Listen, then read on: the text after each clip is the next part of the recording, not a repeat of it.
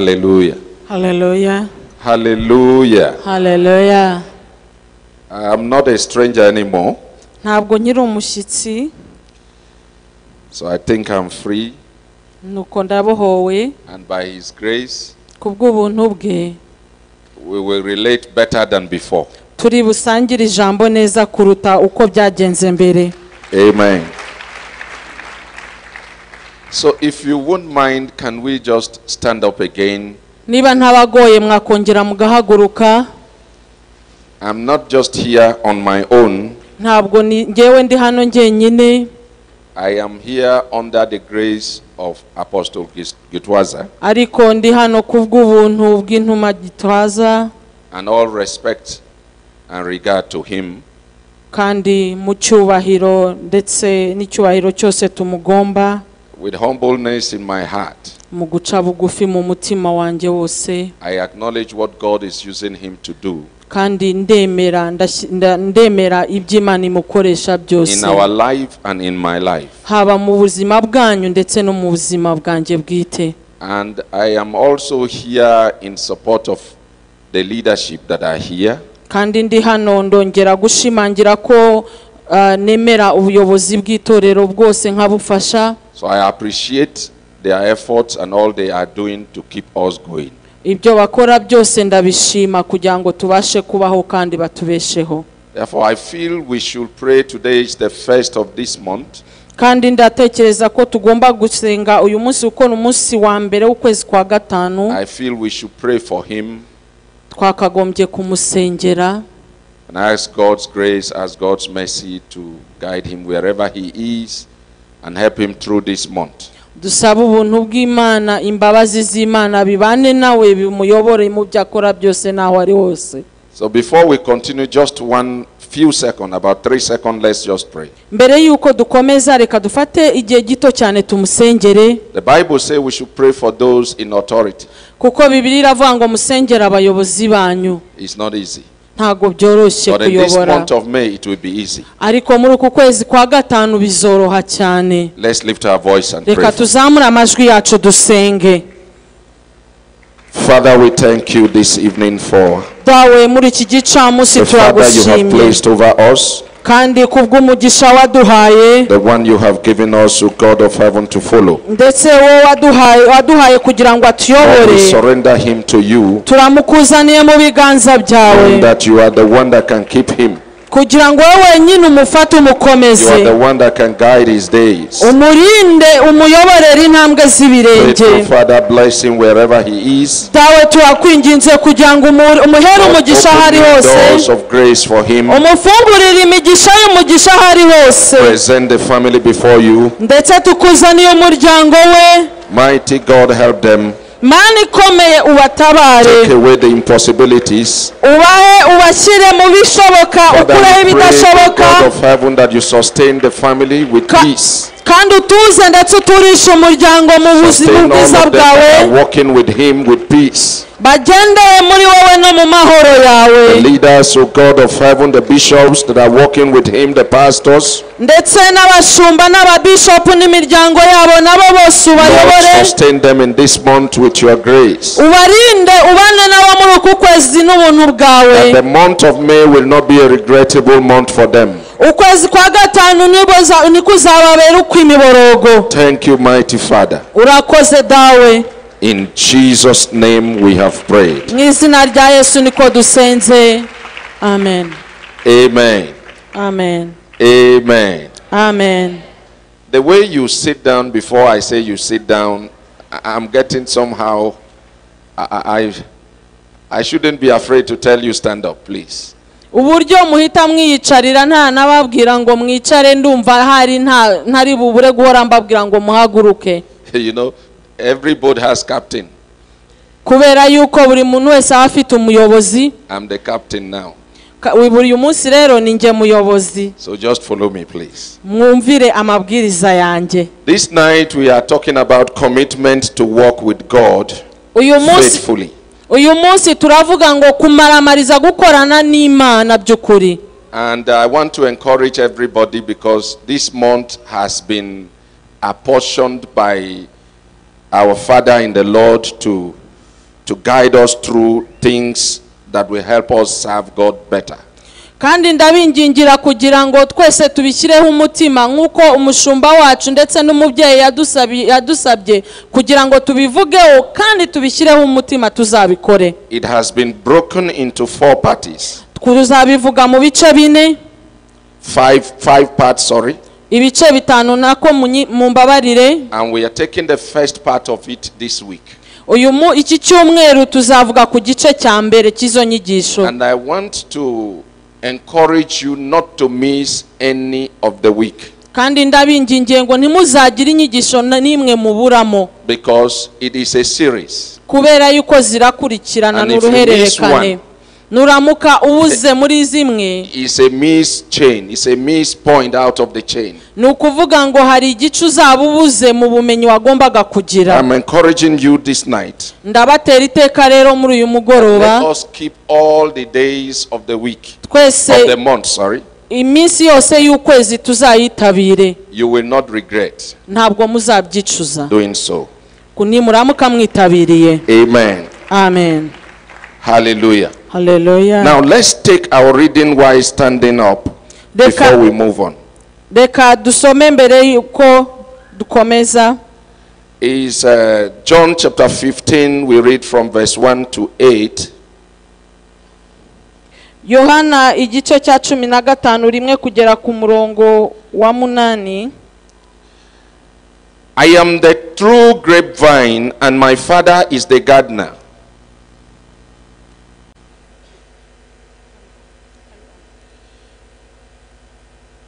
John chapter 15, we are reading from verse 1 to 8.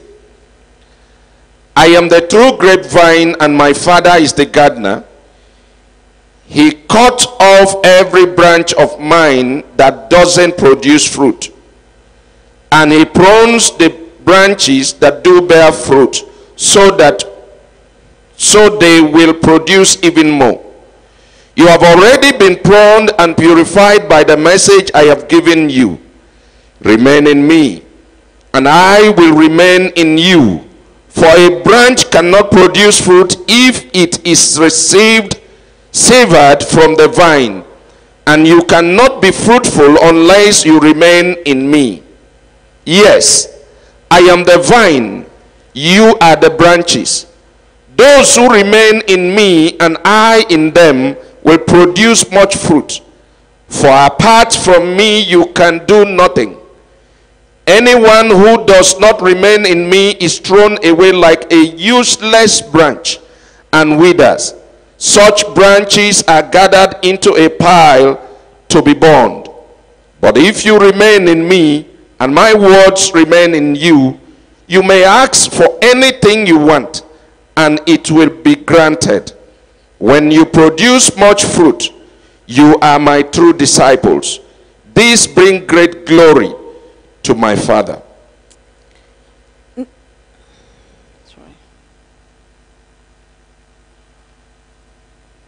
Ndi umuzabibu w'ukuri kandi data ni nyirawo uwuhingira.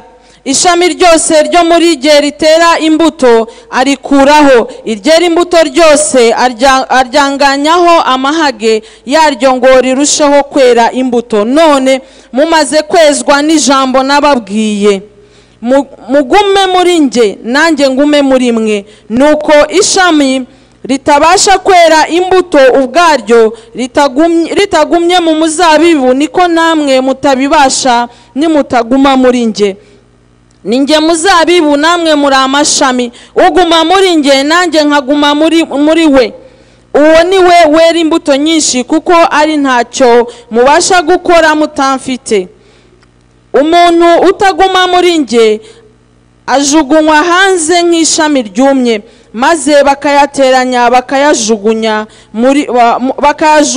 mu muriro agashya. Nimuguma muri nge amagambo yanjye akaguma muri mwe, musabe icyo mushaka cyose muzagihabwa. Ibyo nibyo byubahisha data, niko mwera imbuto nyinshi mukaba abigishwa banjye. Amen. Amen. Amen. Let's take our seat. Reka twicare noneho. Father, bless us as we go into your word this evening. dawe turakusaba kugira ngo duhe Help umugisha us to twumve break ijambo it to the ryawe pieces we can bear. reka turyumve neza uko turi bubashe kuryakira In Jesus' name. mu izina rya Yesu. We are talking about commitment to walk with God faithfully. turavuga kumaramariza gukorera Imana ndetse umaramaje. Commitment to walk with God faithfully. kumaramariza gukorera Imana mu bwizerwa. Now I want to give my own definitions of few of these words that we are going to follow in this week. ndashaka kuba ubusobanuro bw'aya magambo dushaka kuvugaho muri iki cyumweru. Number 1 is commitment. icya mbere ni ukumaramaza. And commitment is the act of binding yourself to a course of action. It may be intellectual or emotional. kumaramaza ni ugufata icyemezo cyo gukora ibintu. ushobora kubifata uri mu marangamutima cyangwa ukabifata wabitekerejeho ukoresheje ubwenge bwawe ndetse n'ibyo wize byose. The act of binding yourself to a course of action. ni ukuvana ugufata icyemezo ukiyemeza gukora ikintu. Number 2, icya kabiri to work with. gukorana. Now when it is said to work with, iyo tuvuze ngo gukorana, I want to use this word, the word walk and the word walk as one. ndashaka kugira ngo turebe iri jambo ryo gukora no gukorana nk'ijambo rimwe. Walk as moving with and walk as doing with. kugenda uva ahantu ujya ahandi cyangwa gukora ukorana n'umuntu. So when I said walk, nimvuga ngo kugenda, because walking with God, kuko kugendana doing n'Imana, something with God, gukorana n'ikintu n'Imana, entails you are taking steps also with God. biravuga ngo ugendana n'Imana, hari intambwe uterana So there is n'Imana. no separation. ibyo rero ntago bitandukana And for the ubundi. purpose of what we are going to look at in this month, I want to use the two words as one. kubw'ibyo tuzavugaho uku kwezi ndashaka gukoresha ayo magambo nk'ijambo rimwe. Because you can't do anything with God without taking steps with God. ntabwo ushobora gukorana n'Imana utagendanye nayo. So I expect us to take these two words to be one. So either you are writing work or you are writing walk. They are the same thing in this context. ndashaka kugira ngo aya magambo tuyafate nk'ijambo rimwe, waba wandika kugendana cyangwa se gukorana, byose ni rimwe. To work with means to be yoked with. kugendana n'umuntu uzirikana nawe mukagendana mudasigana. It means to be yoked with. ni ukuvuga ngo ushumikana n'uwo muntu. That word yoked is like an agricultural word. kushumikana ni ukuvuga ngo ni ijambo ry'ubundi riba mu buhinzi. And this is a process whereby two animals plunge the land. ni ukuvuga ngo igihe dufashe inyamaswa ebyiri zigiye guhinga ahantu mu butaka, And in the process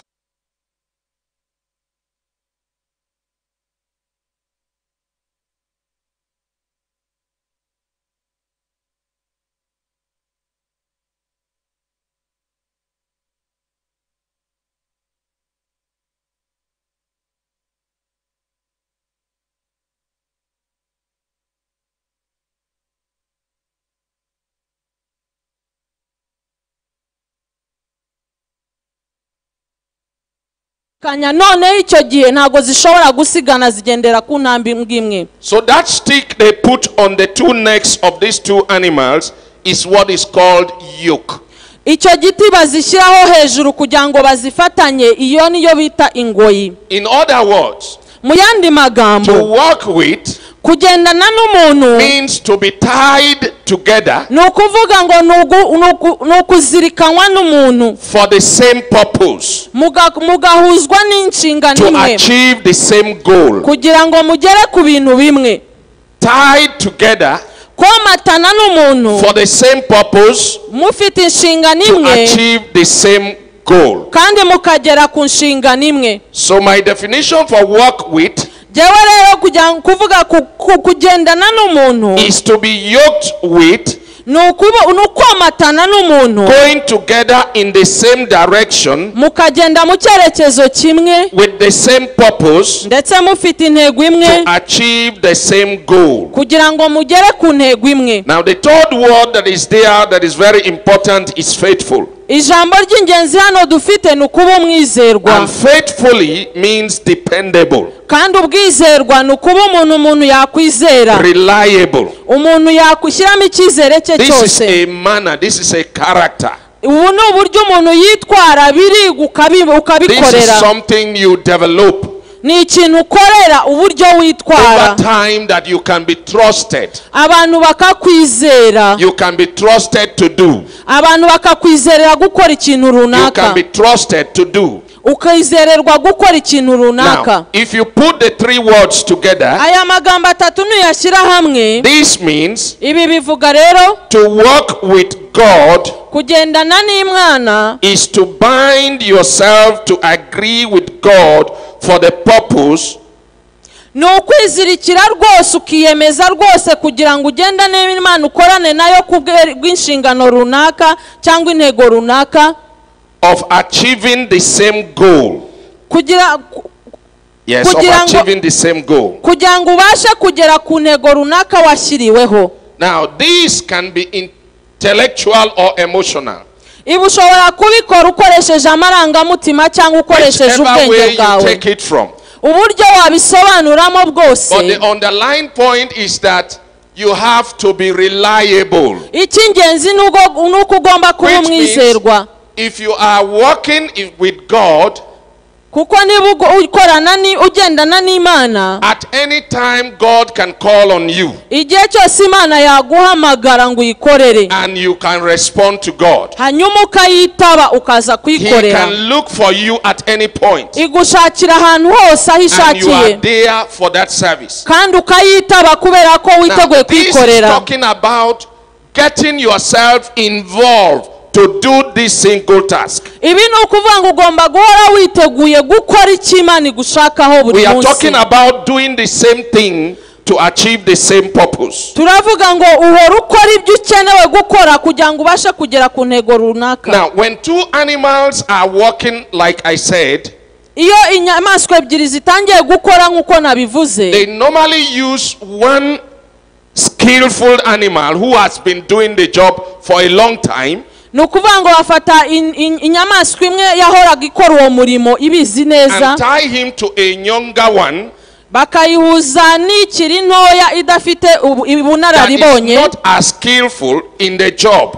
idafite ubunararibonye bukwiye muri ako So when kazi. this is done, ibyo byamara they gukorwa are rero trying to keep the life of the animals working, such that if this one is not available today, the younger one will also be available. Or if this one's life goes out, this one can continue. So they don't allow two equal animals to go on. They normally work one skillful and one under skill. mu by'ukuri ntabwo bafata inyamaswa zifite ubunararibonye bumwe ngo bazishyire hamwe. oya, bafata ifite ubunararibonye n'idafite inararibonye kugira ngo itoze iyi ntoya mu gihe iyi ngiyi itabonetse cyangwa yabivuyemo ya yindi izakomeza umurimo. And that is why ni nayo mpamvu they use that stick to tie the two of them. niyo mpamvu bakoresha cya giti kugira ngo bazizirikanye. Because the skillful one will control the other one. kubera yuko ifite ubunararibonye izatoza kandi ireberere iyo ntoya idafite ubunararibonye. And this is what God is calling us to do. ibyo ni byo Imana iduhamagarira gukora. God is the skillful one. Imana ni nyamaboko kandi izi. God knows the way more than you do. izi ibyo ugomba gukora kuruta uko ubizi. God understand the life than you do. Imana isobanukiwe ubuzima kuruta uko ubisobanukiwe. Commitment in this sense is to say, kandi noneho kwiyemeza ubu ngubu ni ukuvuga God wants to tie himself to you. ngo Imana irashaka kwizirikana nawe cyangwa komatana nawe. And that to use you hanyuma ikagukoresha because you are unskilled in this life you are. kubera yuko wowe udafite ubunararibonye muri ubu buzima To ubamo. help you to work with him kugira ngo igufashe kugendana to nayo, make meaning to life, hanyuma iguhe ubusobanuro and bw'ubuzima to ubamo, make your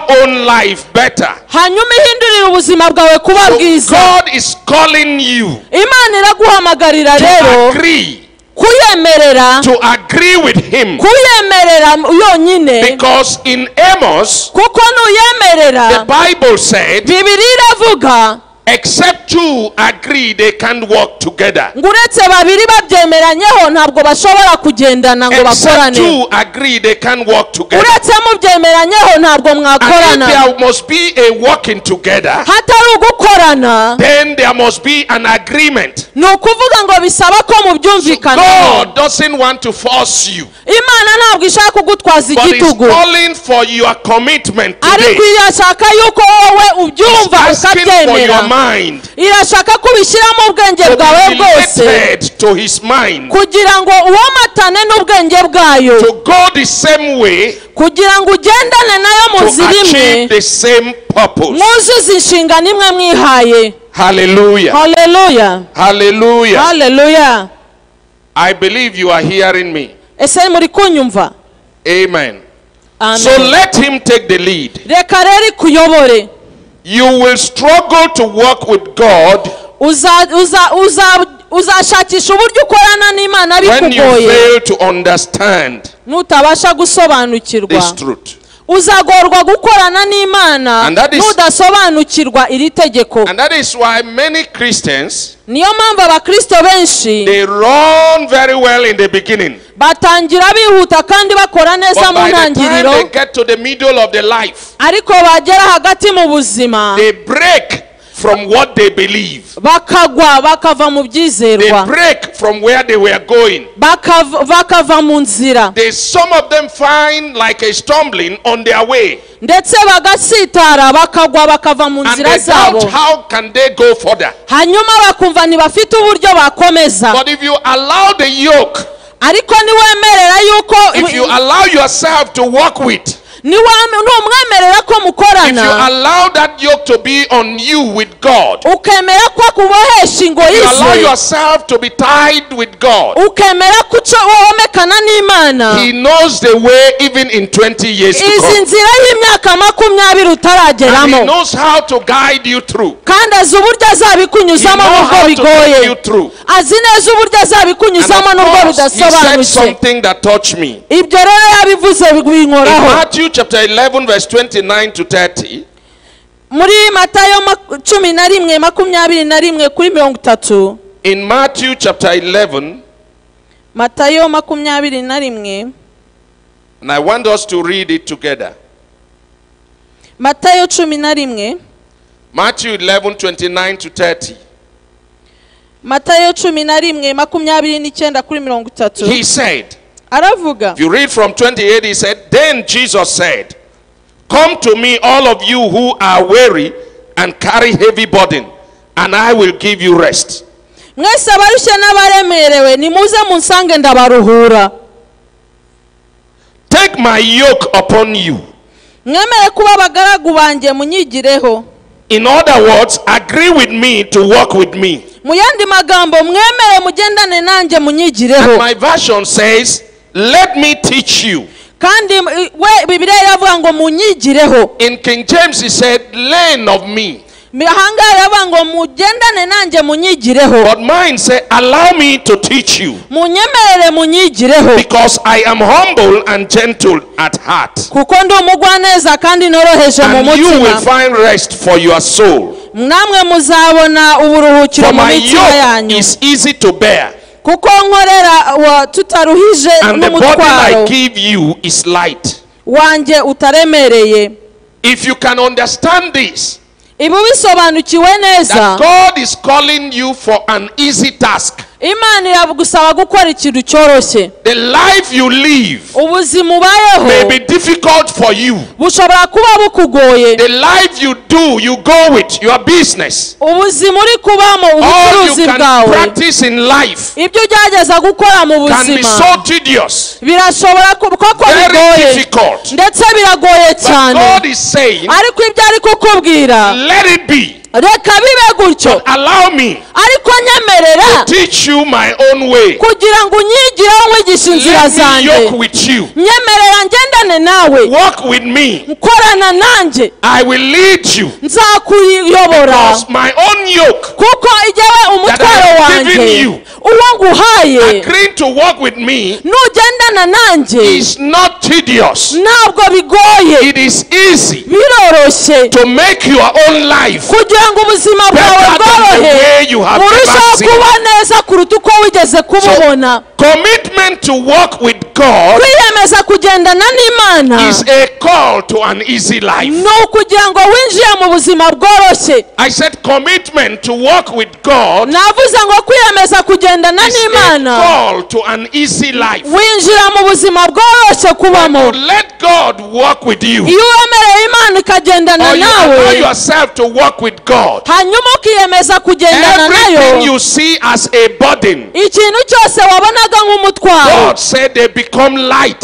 imana iravuga ngo They kizoroha will not become heavy. ntabwo kizongera kukuremerera Life become ukundi easy byose birakorohera when Jesus is involved. iyo yesu abyinjiyemo But ubuzima life buroroha becomes tedious. ndetse ubuzima You buragora are doing it iyo yourself. utangiye kubwikorera The wenyine only way uburyo bwonyine to remove headache kugira ngo ukire umutwe from your n'akaga life, buve mu mutima from your wawe family, bive mu muryango from your wawe business, bive mu bucuruzi from your bwawe ministry, bive mu murimo is wawe to walk with ni God. ukugendana So n'imana this night, this week, iri joro n'iki God cyumweru calling us imana iradusaba to come and walk with Him kugira ngo tuze tugendane for nayo an easy life. hanyuma tubeho ubuzima bworoshye Hallelujah. haleluya Hallelujah. Now, haleluya looking at the scripture where we read as our text, reka turebe ku byo twasomye you see that your value in life urabona ko agaciro kawe mu depends on buzima your fruitfulness. bigendera ku mbuto wera Your value in life agaciro kawe k'ubuzima depends on your fruitfulness. gaterwa n'imbuto zawe There is something that is difficult for man, niba hari ikintu kigora umwana w'umuntu is to be fruitful. ni ukwera imbuto If there is one thing we desire, all of us desire, niba hari ikintu twese twifuza mu buzima is to be fruitful in ni life. ukwera imbuto mu buzima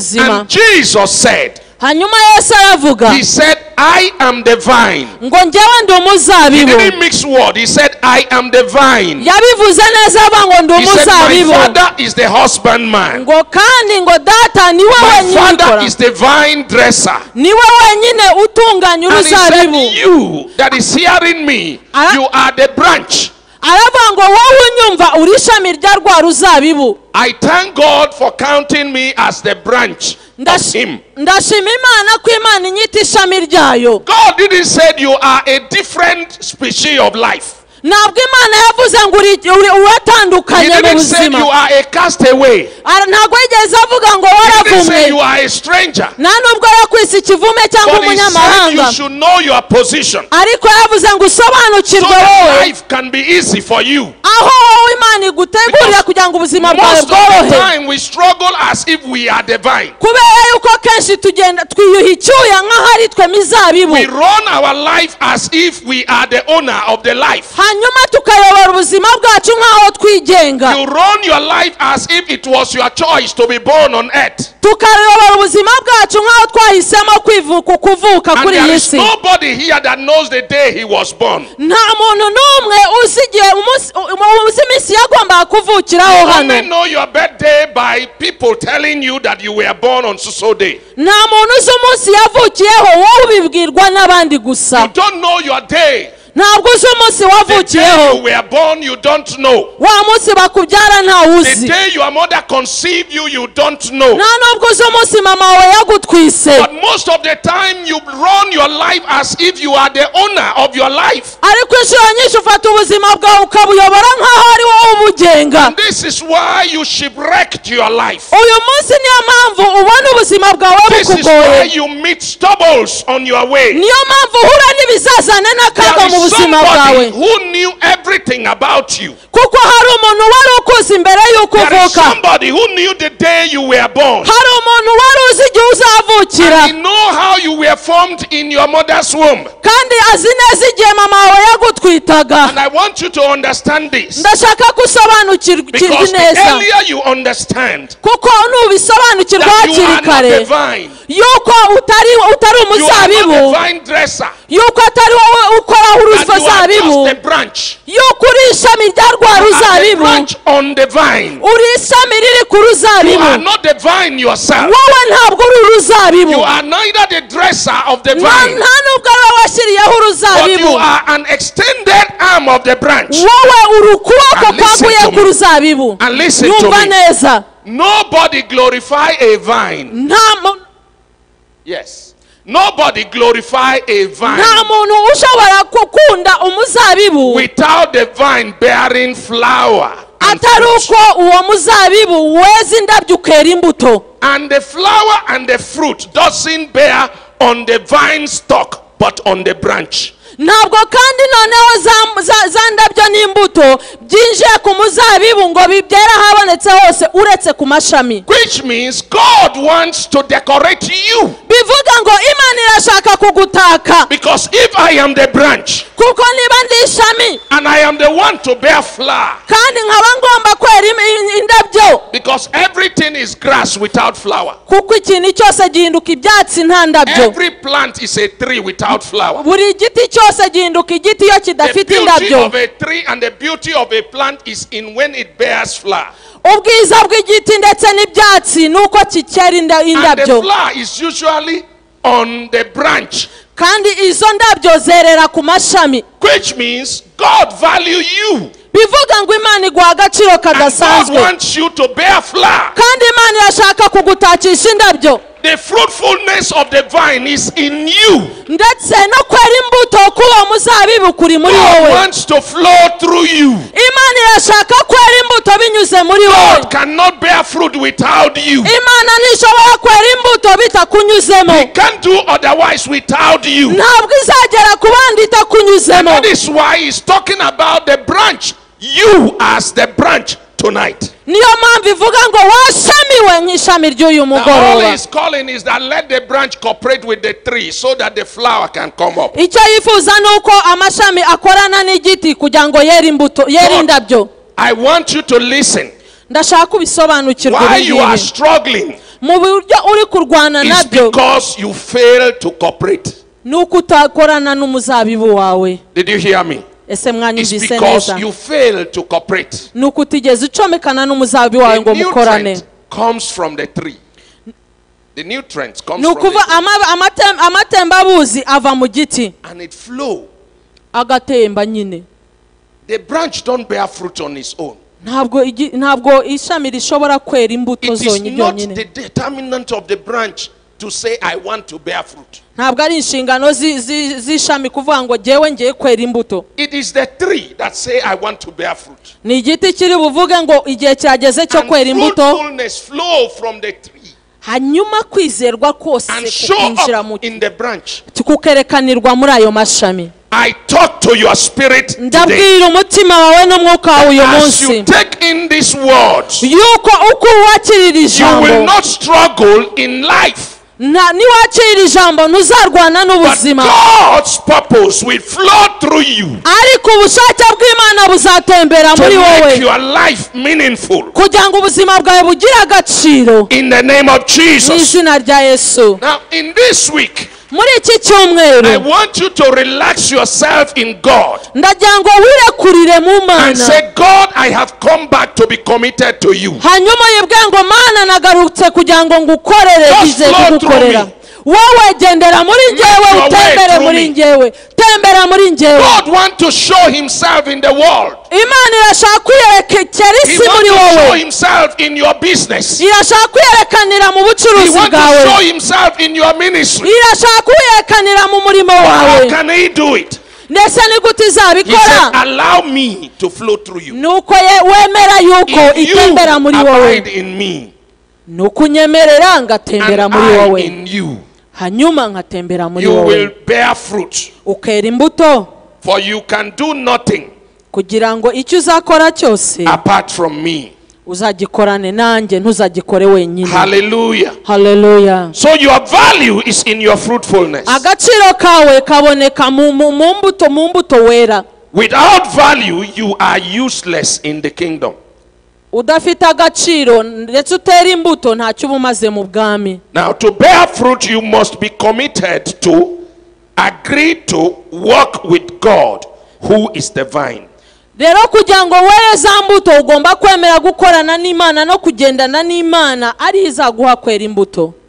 In Psalm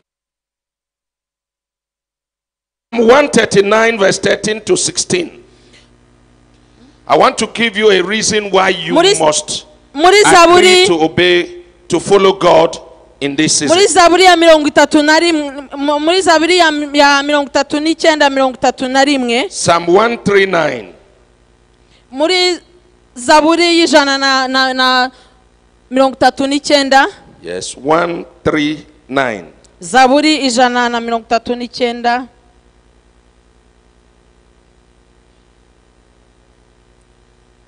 Psalm 139. Read from verse 13 to 16. Kuva kuri 13 kugera kuri 16. You made all the delicate inner parts of my body and knit me together in my mother's womb. Kuko ari wewe waremye ingingo zanjye wanteranirije mu nda ya mama. Say thank you for making me so wonderfully complex. Your workmanship is marvelous. How well I know it. Ndagushima yuko naremwe ku buryo naremwe uburyo buteye ubwoba butangaza imirimo wakoze n'ibitangaza iby'umutima wanjye urabizi neza. You watched me as I was being formed in outer seclusion. Igikanka cyanjye ntiwagihishwe. As I was woven together in the dark of the womb. Ubwo naremerwaga mu rwihisho. You saw me before I was born. Ubwo naremesherezwaga ubwenge. Every day of my life was recorded in your book. Mu byo hasi y'isi nyir'urusoro amaso yawe yarandebaga. Every moment was laid out before a single day had passed. Mu gitabo cyawe handitswemo iminsi yanjye yose yategetswe itarabaho. What I want you to catch is verse 16. Ndashaka ko mureba ku murongo wa 16. Every day of my life was recorded in your book. Mu gitabo cyawe handitswe iminsi yanjye yose umurongo wa 2. Every moment was laid out before a single day had passed. Yategetswe itarabaho n'umwe. Listen to me, church. Munyumve neza torero. Many of us are living for our tomorrow. Abenshi muri twe tuberaho akazoza kacu. But everything about your tomorrow ariko buri kazoza kawe n'ibyo uzakora muri ejo hawe hazaza has been written down. Haraho byanditswe.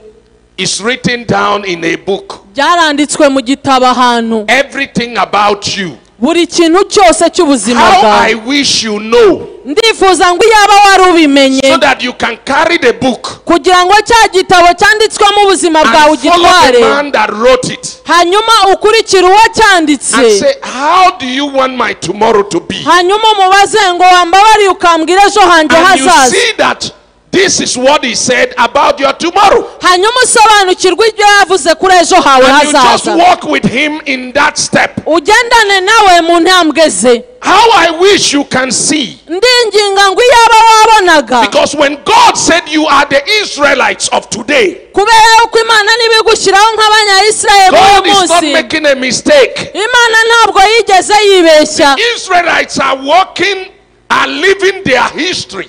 Abanya-Israel barabaho amateka yabo. Their history is not behind them but is before them. Kuko amateka yabo ari imbere yabo barayakurikira. Every day they live. Buri munsi wose babaho. As it was written. Ni uko byanditswe kandi byateganyijwe. Every day the Israelites live. Buri munsi abanya-Israel babaho. Is to confirm what God has said. Byuzuza umugambi Imana yabashyiriyeho ku buzima bwabo. And this is how Jesus was born. Uko niko Yesu yavutse. I want to tell you, your life is not just you.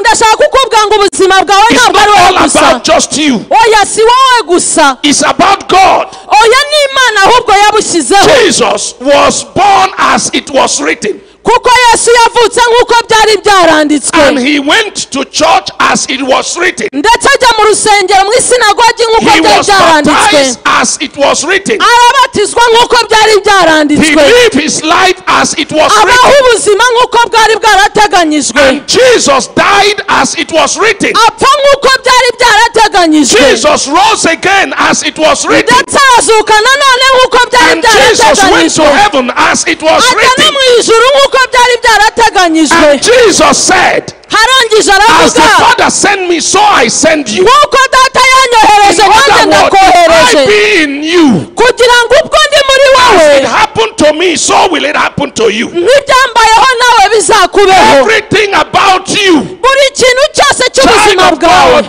has been written. ni ukuvuga ngo cyarateganyijwe There is cyaranditswe no witchcraft. nta burozi There is no native doctor ndetse nta barozi that can turn you bashobora kugusubiza from who inyuma God say you are bakakubuza kuba icyo and Imana what God say yaguteguriye you will be. Imana icyo yavuze Because kuzaba cyo Nobody can tear it out. kubera yuko ntawagihindura Nobody can break it out. ntawagihindura icyo Imana It has yakuvuzeho already been written. kuko cyaranditswe You kiremezwa will be who you are today. ubu uzabaho uyu munsi byaranditswe Your biremeza life may be up and down. ushobora kubaho ubuzima Your butabugoye life may be up and down. buragoye n'amataba ndetse Enter into the n'imisozi deep. birashoboka ko umanuka And come out ikuzimu to the mountain. ukazamuka hejuru ku And misozi enter into the ukajya valley. mu mataba And come up to the mountain ukazamuka ku misozi as it was written. ibyo ni uko byari If you byaranditswe can only niba washoboraga agree with God, kwemeranya n'Imana say, God, see my life and lead me. ukabwira Imana ngo Mana ritegereza ubuzima Listen bwanjye to me. unyobore That Jesus ran to Egypt to hide was not a mistake. kugira ngo Yesu ajya muri Egiputa kwihisha ntabwo ryari It is ikosa as it was written. uko niko byari byarateganyijwe Are you listening to me? ese muranyumva neza That he was born in a manger, yuko yavukiye ahantu in an animal's house, akavukira mu kiraro was not poverty.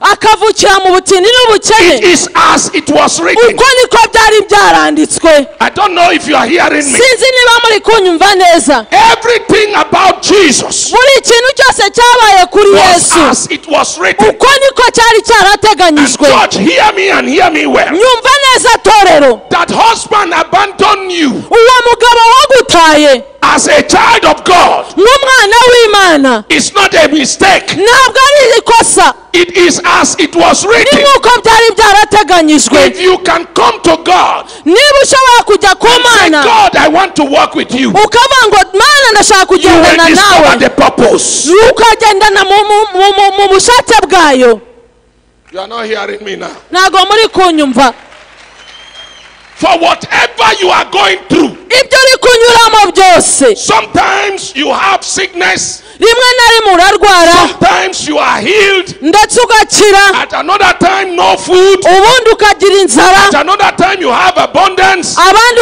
ukaba ufite at another ibisaga time you are with your loved ones, igihe runaka ukaba at washiriwe another time they are taken away. ndetse ibindi bikagenda ukabona All that ibindi is happening to you. ibyo byose bikubaho uko bimeze If you kose can let yourself walk with God, iyo wemerera kugendana you will n'Imana understand that wabisobanukirwa all work together ugasobanukirwa ko For byose who? bishyirira hamwe to them that love God. bishyirira hamwe kuzanira ibyiza Listen abakunda to me, Imana church. It is not a mistake. nyumva torero niba atari ikosa It is not a mistake. ntabwo ari ikosa You study abroad. ntabwo ari ikosa ko wize And now you are hanze working in Rwanda. uyu munsi ukaba wagarutse mu Rwanda gukora It is not a mistake. oya ntabwo ari ikosa It's ryabaye not a mistake. oya iryo ntabwo ari ikosa If you can understand iyo uza kuba that wasobanukiwe all this is happening to you yuko ibyo byose bikubaho because kubera ko they are written.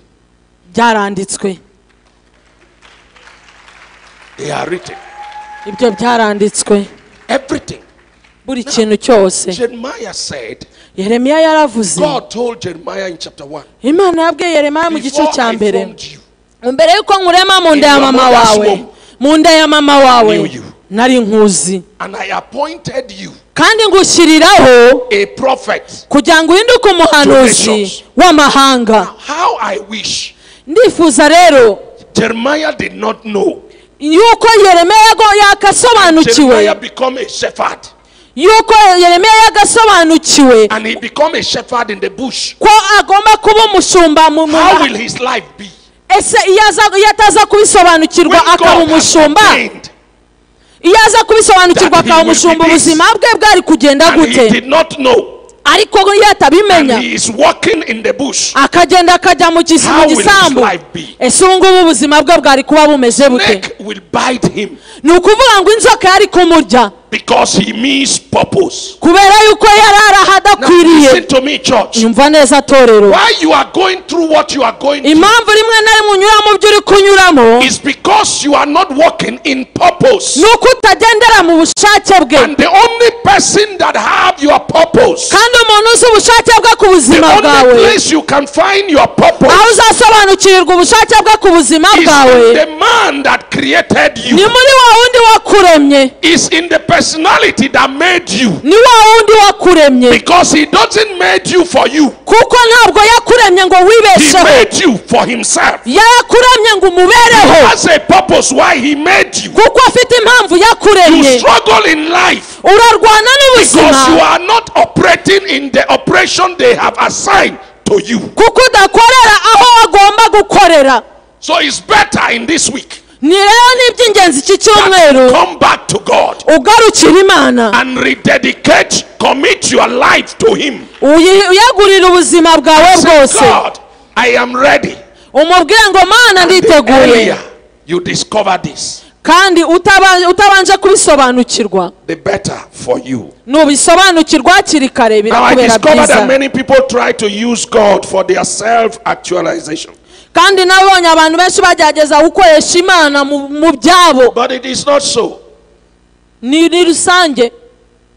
You were made for God Waremewe Imana, and not vice versa.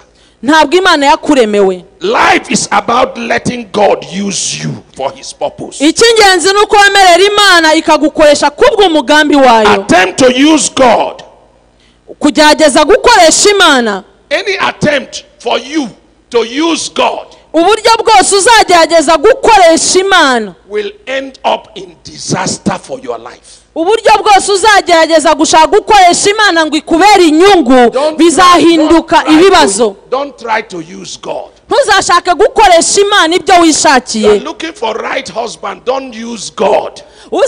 Urashaka umugabo, ntuzakoresha Imana kugira ngo ize ibyivangemo. Let God lead you. Reka Imana ikuyobore ku muntu w'ukuri, Let God direct you. reka Imana ikuyobore.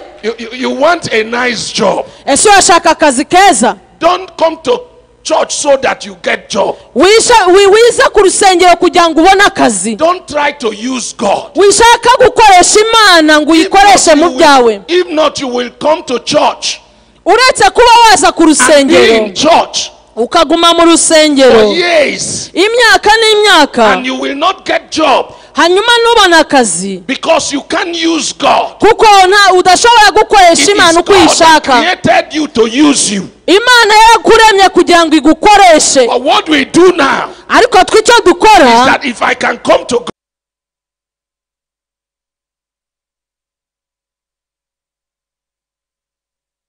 God ni ukuvuga ngo ninza ku Mana as if you are manipulating God, nk'aho uri gushaka gukoresha Imana it ibyo doesn't wishakiye, work that way. ntabwo bikora ibyo You ngibyo, must decide kubera ko to byategetswe let God yuko ugomba kureka Imana, so that God can purpose you. hanyuma Imana ikakuzurizamo umugambi wayo. If you allow God Niwemerera Imana in your life, mu buzima bwawe, God walk through your life. Imana izakorera mu buzima bwawe, He walk through your life izakorera mu buzima and He bwawe, make your life more meaningful ihindura ubuzima bwawe kugira than what it ubw'agaciro has ever been. kuruta uko bwigeze kumera. Hallelujah. Haleluya, Hallelujah. haleluya.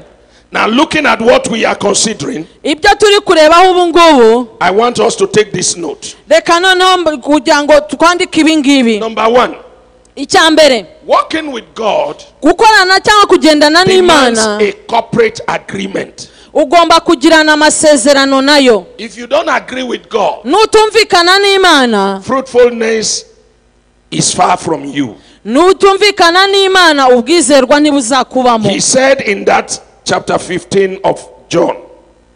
Yavuze mu gice cya 15 cya Yohana. He said in that chapter 15. Muri icyo gice cya 15. He said, without me, ngo ntari jyewe ntariho, you cannot do anything. You cannot bear fruit. ntago mushobora kwera imbuto. For a branch cannot produce fruit kugira ngo igiti kibashe kwera imbuto, if it is severed from the vine. nikiba cyabaragikuye And you cannot be fruitful unless you remain in me. na ishami ntirishobora kwera imbuto kereka rigomye ku giti, kandi nimushobora kwera imbuto nimutaguma muri njyewe. Allow God to intelligently flow through you. mwemerera Imana kugira ngo itembere muri mwebwe. Allow God to emotionally flow through you. itembere mu bwenge ndetse n'amarangamutima For yanyu. whatever reason, let God flow through you. uburyo ubwo ari bwo bwose Imana itembere muri wowe. You will see your fruitfulness in no distant time. hanyuma ubone ubwizerwa bwawe ndetse n'ubwizerwa bw'Imana. icya kabiri, You must abide in the vine. ugomba kuguma ku muzabibu. If you don't abide, nutaguma, you cannot produce fruit. nutagumamo ntabwo uzera You imbuto, cannot bear fruit. ntabwo uzigera wera imbuto. When I'm talking about fruit, ibyo ndi kuvuga ku imbuto, I'm not talking about fruit of God.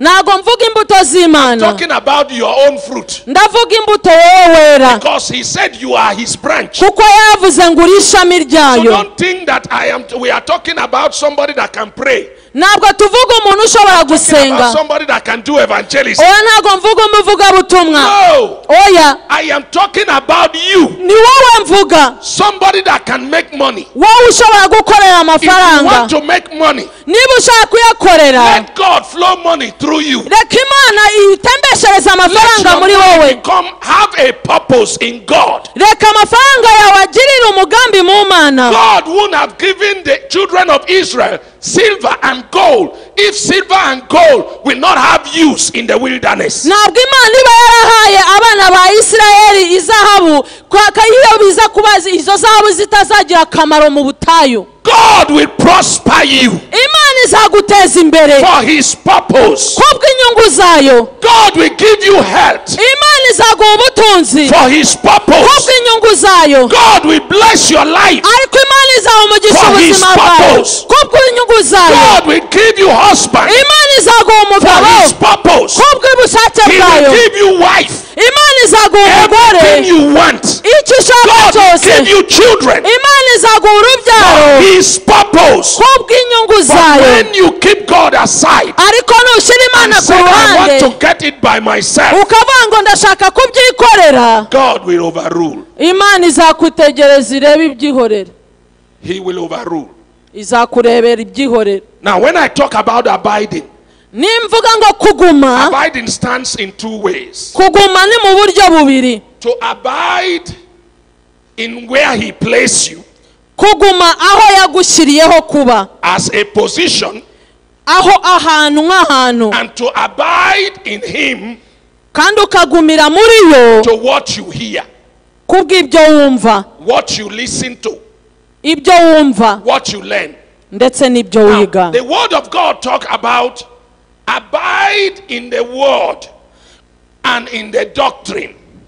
ijambo ry'Imana yavuga ngo mugume mu ijambo no mu nyigisho. Talks about abiding in the word and in the doctrine. kuvuga ngo mugume mu ijambo n'inyigisho n'amahame. Just write it down. John chapter 7 verse 16 and 17, and 1 Timothy chapter 4 verse 13 and 16.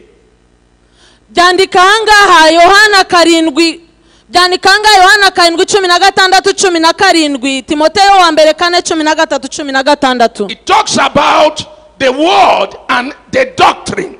baravuga ngo ijambo n'amahame. Now, the word of God ijambo ry'Imana is what makes you a Christian. niryo riguhindura umukristo. It's what makes you born again. iryo niryo riguhindura uwavutse ubwa kabiri. But what we call doctrine, ariko amahame n'inyigisho, doctrine is the digest of the word of God. ni ukumva ijambo Is ukarisobanukirwa, the digest of the word of God ni ugusobanukirwa ijambo in relation to the particular vision. bitewe n'iyerekwa runaka. I want to say it again. Reka mbisubiremo. Doctrine Amahame is the digest ni uburyo of ufata the word ijambo of God ijambo ry'Imana in relation to ukarisobanuza a particular vision. iyerekwa The runaka ushaka assignment that kugeraho. God gave you.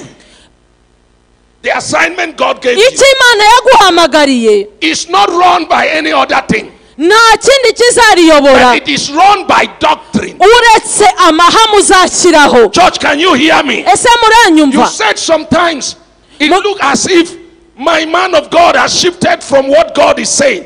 Why is he doing this? And why is he doing that?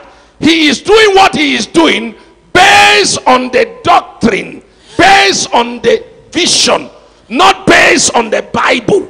ushobora kureba umukozi w'Imana ukavuga ngo eko se noneho umukozi w'Imana ko bisa naho yatandukiriye atari gukora iby'ijambo, ahubwo ari kubikora bitewe n'amahame, ntabwo ari kubikora bitewe n'ijambo. Arareba amahame akareba n'iyerekwa hanyuma agashyiraho ibikorwa runaka. And I want you to hear it hanyuma mu so that you will bisobanukirwe. not be cut off.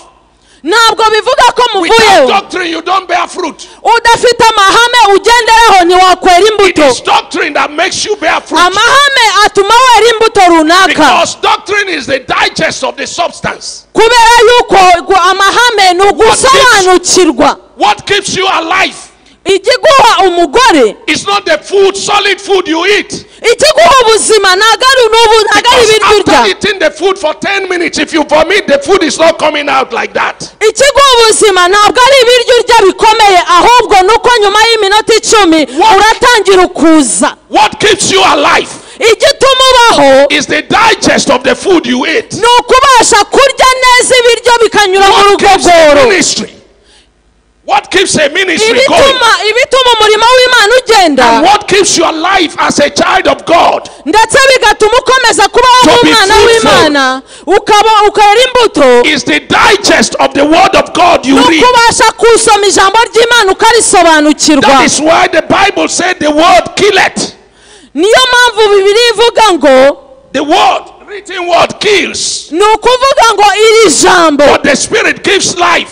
ni ukuvuga ngo umwuka atanga ubuzima. The interpretation you gave to it ni uburyo usobanura rya by jambo the leading of the spirit uyobowe n'umwuka w'Imana. is what makes you to be fruitful ibyo ni byo bituma wera imbuto in what God has called you to do. mu by'Imana yaguhamagariye gukora. And I want you to understand that. kandi ashaka usobanukirwa ibi Because it ngibi keeps many people away. kube ko bituma abantu bamwe When bagenda they look bakajya at kure. one ministry and look at the other one, iyo batangiye kureba ku mirimo y'Imana and itandukanye compare the two, bagatangira they are kuyigereranya, two different things. imirimo y'Imana My ibitandukanye. brother that is seated here mwene data wicaye hano is different from me. atandukanye nanjye, He is different from me. aratandukanye The nanjye, callings are different. ndetse n'imihamagaro yacu iratandukanye, His form is different from my form. n'uburyo ateye We are buratandukanye. guided by the same word of God. tugenda mu ijambo rimwe, But his digest of the word of God is different from mine. ariko uburyo asobanukirwa ijambo And that butandukanye is n'uko what we call risobanukirwa. revelation. iryo ni ryo twita iyerekwa. That is what we call revelation. ibyo ni byo twita What iyerekwa. I see that you can't see.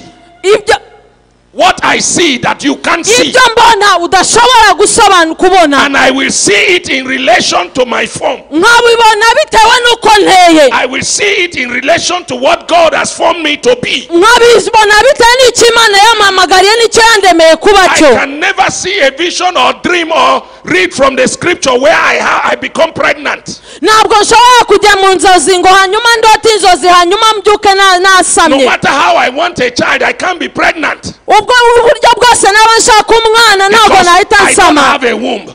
kubera yuko My form is different. kubera ko ntafite So when God nyababyeyi said be ndatandukanye. pregnant, kuko Imana yavuze ngo when he hazasama, said be pregnant, kuko Imana ivuze I ngo know sama, that he is talking about another thing. mba ndi kuvuga ikindi But when you kintu. tell a woman be pregnant, ariko iyo ubwiye umugore ngo usame, her hormone move.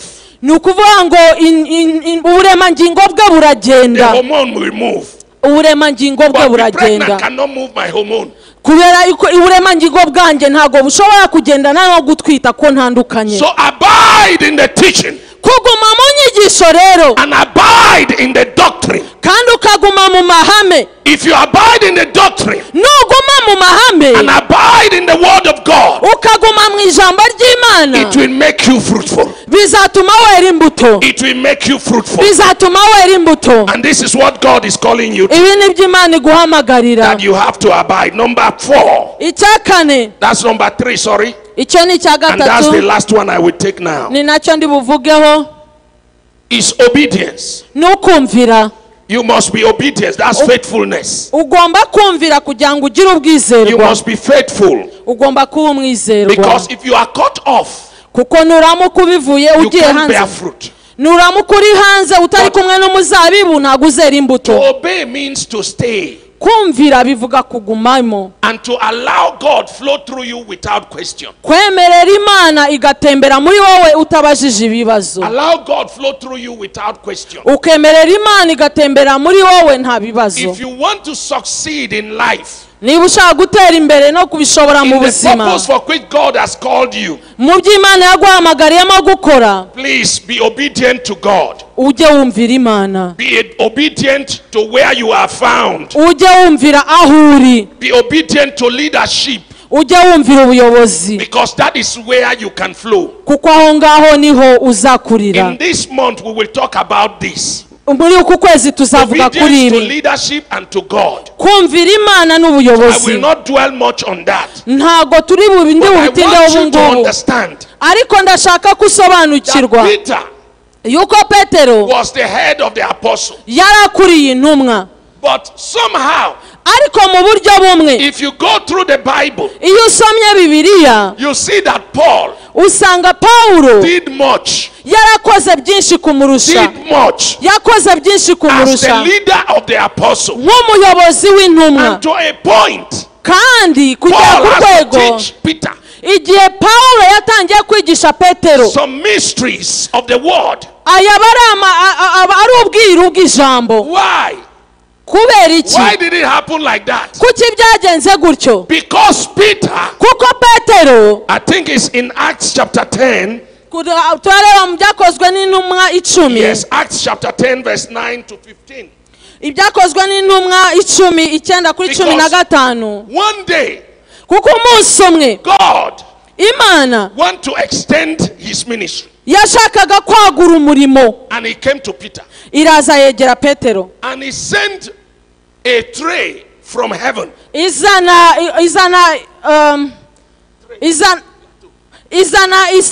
isahane cyangwa se iplato From heaven.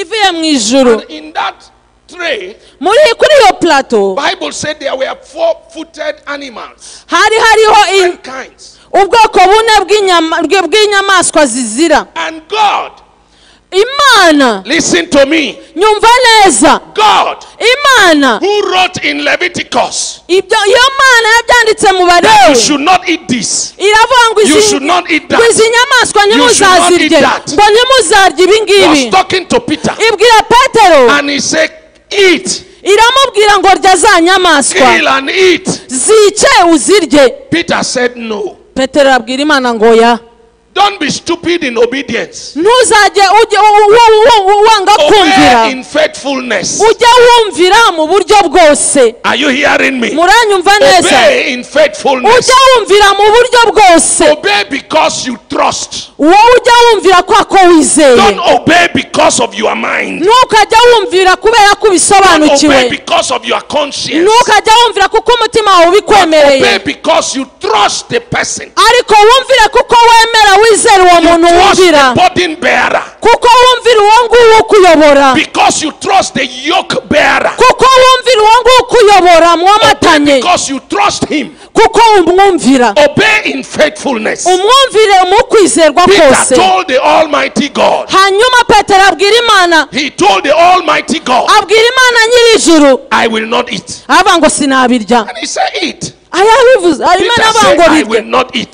Petero amubwira ngo ya Bible said 3 sinabirya. times. Bibiliya avuga ngo inshuro 3 God plead with Peter to eat. Imana yingingira Petero kurya And bya Peter bindi. said, I will not eat. Petero yabibwira ngo ntago mbiryaho. Bible said, and God took it back to heaven. Hanyuma Bibiliya avuga ngo iragafata ibisubizayo. And now warn Peter.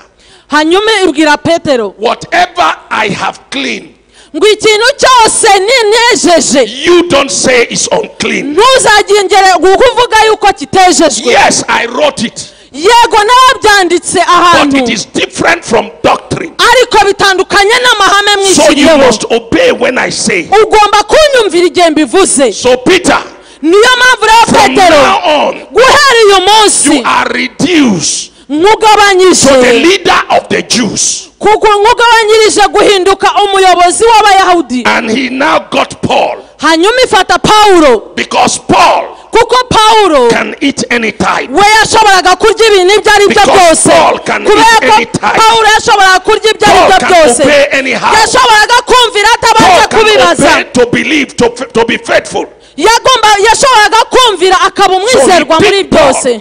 hanyuma and said, Paul, you go to the Gentile. iravuga ifata Pawulo iramubwira ngo jya mu banyamahanga. Let Peter suffer with the Pharisee.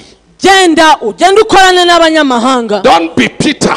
ntuzahinduke Petero. If not, your fruitfulness will be limited. ni ukuvuga ngo nuhinduka nka Petero kwizerwa kwawe Allow kuzaba God kugerwa to ku flow mashyi. through you. emerera Imana itembere muri wowe. If he allow you, if he call on you, give yourself to him. niguhamagarika kwemerera uzayihe rwose. Because God wants you to bear fruit. kuko Imana irashaka ko wera imbuto. God wants you to extend. Imana irashaka ko waguka. Obey because he is faithful. umwumvire kuko ari Throw uwizerwa. away your experience of yesterday wikuremo ubunararibonye bwawe and let God lead your life. ureke Imana iyobora ubuzima I bwawe. pray for you now. reka mbasengere.